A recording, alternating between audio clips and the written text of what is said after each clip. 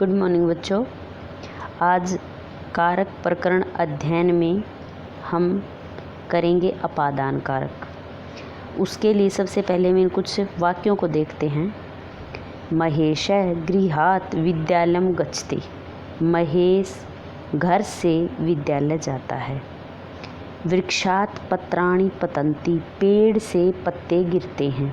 इन दो वाक्यों को ध्यान से देखिए और इसमें हम क्या देखते हैं कि इसमें अलग होने की का जो भाव है वो दर्शाता है। जैसे महेश घर से विद्यालय जाता, वो घर से निकल चुका, घर से अलग हुआ। वृक्षात् पत्राणि पतन्ति। वृक्ष से पत्ते गिरते हैं, अर्थात वृक्ष से पत्ते अलग हो गए। तो अलग होने के भाव में अपादान कारक का प्रयोग होता है। अपादान कारकम, इसमें पंचमी विभक्ति का प्रयोग होता है। परिभाषा ध्रुवम पाए अपादानम। ध्रुव का अर्थ क्या होता है? जो ध्रुव तारा नहीं होता, जो एक जगह पे स्थिर रहे, अटल रहे। जहाँ पर अलग होने में जो अटल है उसकी अपादान संज्ञा होती है, अर्थात वह अपादान कारक का प्रयोग होता है। जिससे अलग अलग होना हो, जुदाई हो, उसकी अपादान संज्ञा होती है। इसके लिए हम उदाहरण देखते हैं, देखिएगा। खगः वृक्षात् ड़यते। खगः है क्या इसमें? कर्ता। वृक्षात् क्या है इसमें? वृक्ष, और ये पंचमी विभक्ति का प्रयोग है। ड़यते क्रिया। तो जो पक्षी हैं वो वृक्ष से उड़ते हैं। पक्षी पेड़ से उड़ता है। इस वाक्य में पक्षी पेड़ से उड़कर अलग हो रहे हैं, अर्थात वृक्ष में अपादान कारक है। दूसरा उदाहरण देखिए। अंशुलः है अश्वात् पतति। जो अंशुल है वो पेड़ से, घोड़े से गिरता है। तो अंशुलः क्या है इसमें? कर्ता। पतति क्या है? क्रिया। तो अश्वात् घोड़े से अलग हो रहा है, वो गिर रहा है। तो यहाँ पर जो अश्वात् है वो अपादान कारक है। अंशुल घोड़े से गिरता है। इस वाक्य में अंशुल घोड़े से गिरकर अलग हो रहा है, अतः घोड़ा अपादान कारक है। ये अलग। अगला उदाहरण देखिए। अर्पिता विद्यालयात् गृहं गच्छति। अर्पिता कर्ता है, गृहं कर्म है, गच्छति क्रिया है। तो अर्पिता देखो हमने सीखा था कर्ता में प्रथमा विभक्ति का प्रयोग होगा। गृहम कर्म है, कर्म में द्वितीय विभक्ति का प्रयोग होगा। विद्यालयात्, विद्यालय से, वो विद्यालय से अलग हो रही है। अर्पिता विद्यालय से घर जाती है, तो विद्यालय में यहाँ पर अपादान कारक हुआ।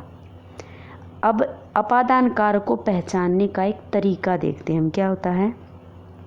अपादान पहचानने का एक विशेष तरीका है। वाक्य में जिस शब्द के साथ से का प्रयोग हो वह शब्द अपादान कारक होता है। लेकिन एक विशेष बात हमें और ध्यान रखनी होगी। हमने पीछे पढ़ा था करण कारक, उसमें भी से विभक्ति का प्रयोग हुआ था।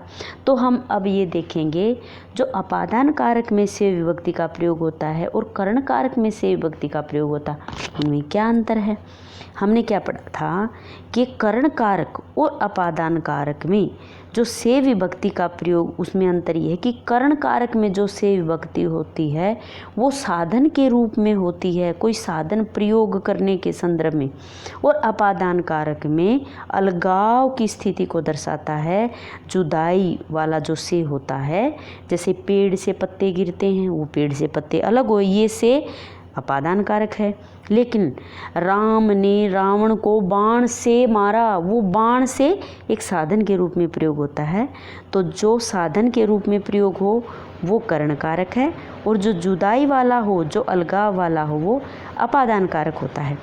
करण कारक के से के स्थान पर के द्वारा लिखने पर अर्थ में कोई अंतर नहीं आता, किंतु अगर हम अपादान के से को हटाकर के द्वारा लिखें तो अर्थ बदल जाएगा। ये देखो एक ट्रिक है पहचानने की, कर्ण कारक और अपादान कारक में हम कैसे फ़र्क कर सकते हैं। जैसे कर्ण कारक में भी से होता है, अपादान कारक में भी से होता है। आप कर्ण कारक के से को हटा के आप के द्वारा लिख दीजिए, कोई अंतर नहीं पड़ेगा जो वाक्य है उसके शब्द में। लेकिन अपादान कारक के से को हटाकर अगर आप के द्वारा लिख देंगे तो उसका अर्थ एकदम से परिवर्तित हो जाएगा। इसका उदाहरण देखते हैं हम। ये देखिए, जैसे महिला मंदिरात गृहम आगच्छति। जो महिला है वो मंदिरात गृहम, मंदिर से घर आती है। तो इसमें क्या है, वो मंदिर से दूर चली गई, अलग हो गई। अब हम लिखेंगे महिला मंदिर के द्वारा घर आती है। अब आप देखिए ये कर्ण वाला से नहीं है ना, क्योंकि इसका कोई अर्थ ही नहीं बनता है यहाँ पर। तो इस प्रकार जो अपादान कारक का जो से है उसके साथ हम उसकी जगह पे के द्वारा नहीं लिख सकते। अपादान कारक में पंचमा विभक्ति का प्रयोग होता है। इसके लिए सूत्र भी है अपादाने पंचमी। अब तो ये सूत्र अगर आप याद करते हो तो आसानी से ध्यान आ जाएगा कि अपादान में पंचमी विभक्ति का प्रयोग होता है। अब हम कुछ उदाहरण देखते हैं। राम है वृक्षात फलम त्रोटयति। राम पेड़ से फल तोड़ता है।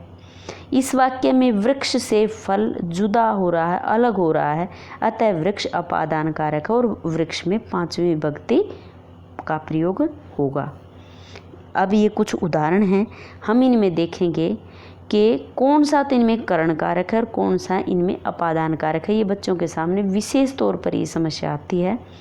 देखिए, वह मुंह से बांसुरी बजाता है, वह मुंह से बजाता है। यहाँ पर ये अलगाव नहीं हो रहा है, ये एक साधन के रूप में प्रयोग किया जाता है। हो रही है बांसुरी, तो यहाँ पर जो मुंह से, मुखात, ये मुखेन, ये कर्ण कारक है। घड़े से पानी गिरता है। अब आप सोचिए, घड़े से पानी अलग हो रहा है, तो ये कौन सा हुआ, अपादान कारक। सेठ ने जेब से पैसे निकाले। जेब से, जो वस्त्र पुटकम बोलते हैं ना जिसको, तो जेब से पैसे अलग हो गए, अलग हो गए, इसका मतलब यहाँ पर अपादान कारक है। दोनों हाथों से थैला पकड़ो। हाथों से, ये हाथों से पकड़ना है, एक साधन के रूप में प्रयोग हो रहा है, तो ये क्या हुआ, कर्ण कारक। स्केच पेन से चित्र बनाओ।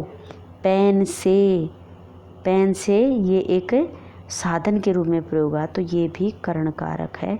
इस प्रकार आप अन्य वाक्य भी देख सकते हैं और अपादान कारक और कर्ण कारक में आसानी से पहचान कर सकते हैं।